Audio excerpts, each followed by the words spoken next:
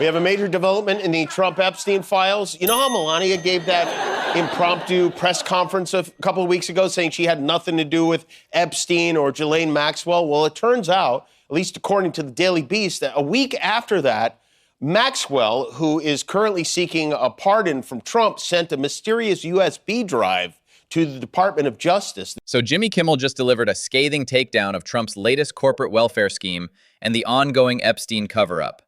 This isn't just comedy, it's exposing how Trump privatizes gains while socializing losses, from Spirit Airlines to justice itself.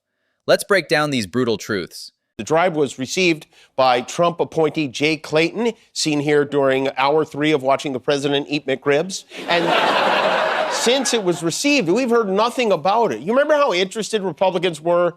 How much they wanted to get their hands on Hunter Biden's laptop. That is exactly how uninterested they are in seeing this USB drive. Spirit consistently ranks dead last in customer satisfaction, scoring 2.5 out of 10 in airline quality ratings. With Trump polling at historic lows, bailing out America's most hated airline while families struggle with inflation is political suicide. Classic Trump. Helping corporations, not constituents. Politico's reporting that Republicans on the House Oversight Committee are split on whether Trump should grant Ghislaine Maxwell a pardon in return for her testimony. Democrats are not split on that. They do not want that to happen. But I think we can see how this is going to go. The Republicans will request the pardon. Trump will reluctantly grant the pardon. Well, they wanted it. You know me. I don't get involved. Spirit nickel and dimes passengers for everything. $50 for carry-ons, $25 for seat selection, even charging for water. Now, taxpayers fund this corporate welfare while Spirit's CEO made $4.8 million last year. We're literally subsidizing their profit model that exploits working families. Maxwell tells them exactly what she and Trump's head of the DOJ, Todd Blanche, agreed she'd tell them when he moved her from a real prison to a senior living facility. She exonerates Trump, goes free, and we just sit there and watch it happen. And all the horrible people live happily ever after. Maxwell sending evidence from federal prison is unprecedented. Inmates don't negotiate with DOJ. The timing screams coordination. Melania denies connections, then suddenly Maxwell has leverage?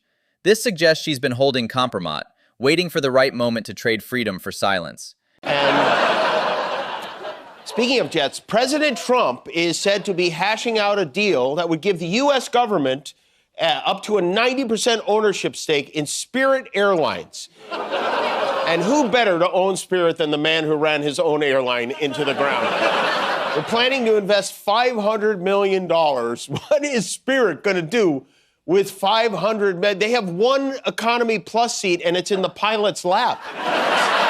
But Donald Trump needs a miracle. His poll numbers are way down, and I, for one, cannot think of a better way to get Americans to rally around him than spending $500 million of our dollars to save the least popular airline in the history of the planet Earth. Republicans demanded Hunter's laptop for years, held hearings, subpoenas, total obsession. But Maxwell's USB with potential Epstein evidence? Complete silence. This selective outrage exposes their investigations were never about justice, just partisan theater while protecting their own elite networks. This is usually a fun, lighthearted event, but there's a report that said Trump is planning to use his time on stage to launch an attack on the media outlets he doesn't like. So it will be a rare opportunity to see the president express his displeasure with the press. But Trump promised that this is going to be the greatest, hottest, and most spectacular dinner of any kind ever. The only thing hotter than this dinner are his diapers on the golf course. Todd Blanche was Trump's personal criminal defense lawyer, now runs DOJ. Textbook corruption. Maxwell's mysterious transfer from maximum security to senior living facility violates federal protocols. This coordinated pardon scheme would make Nixon's Saturday Night Massacre look subtle by comparison. At the correspondence dinner, typically someone funny shows up and roasts the luminaries and the president and everyone, but our president is a delicate snowflake with the thinnest fat skin of any human being ever. And that means there's going to be no comedian this year. So I thought, why not take a page from the Kid Rock alternative halftime show and do some of the jokes a comedian might do if our president wasn't a trembling drama queen who's scared of comedy. So the correspondence dinner traditionally reinforces democratic norms. Presidents show they can laugh at themselves, proving they serve the people, not the reverse. Trump weaponizing this platform to attack press freedom signals full authoritarian mode.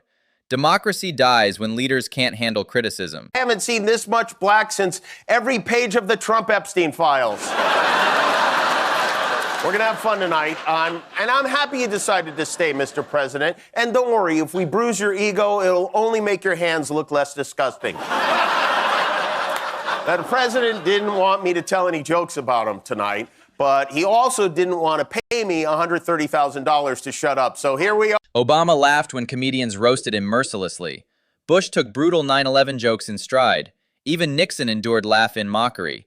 Trump's fragility, banning comedians because he can't handle jokes, reveals a man psychologically unfit for office.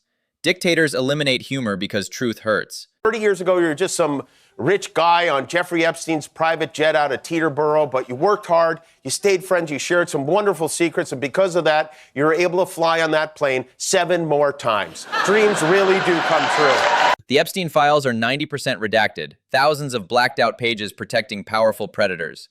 That $130,000 reference hits because it shows Trump's pattern. Pay for silence, whether it's Stormy Daniels or potentially Epstein victims. Comedy cuts through lies when journalism gets blocked. Bobby Kennedy, this is a crazy story. So years ago, he wrote in his diary that he pulled his car over to the side of the road to carve the penis out of a raccoon. His whole family was in the car, and his son asked him, "Dad, why did you do that? Why did you chop the penis off a dead animal?" And he looked at his son and he said, "Because I'm a f***ing psychopath." Flight logs show Trump flew Epstein's plane at least 7 times, including to his private island. These aren't allegations, they're documented flights. The joke works because it highlights how Trump's team redacted evidence while claiming innocence. The receipts exist, they're just hidden. Back in September, he tried to get my affiliates to throw me off the air. He said we could do this the easy way or the hard way. Same thing he said to Lindsey Graham 10 minutes ago in the all-gender restroom. Miller architected family separation, designed the Muslim ban, and leaked emails show him promoting white nationalist websites to Breitbart. He's not just racist policy, he's the ideological architect of Trump's cruelest impulses. Making him deputy chief of staff signals full white supremacist takeover. You made America great again, and you've made comedy great again, and that is why I'm very proud to announce the winner of the inaugural Burger King of Comedy Gold Award goes to none other than our president, Donald J. Leno Trump. Congratulations, sir, and thank you. This comes from RFK Jr.'s actual diary, published in his environmental memoir. He literally documented cutting off a roadkill raccoon's penis while his children watched, then admitted to being a psychopath. This isn't comedy exaggeration, it's his own written confession. He runs Health and Human Services now.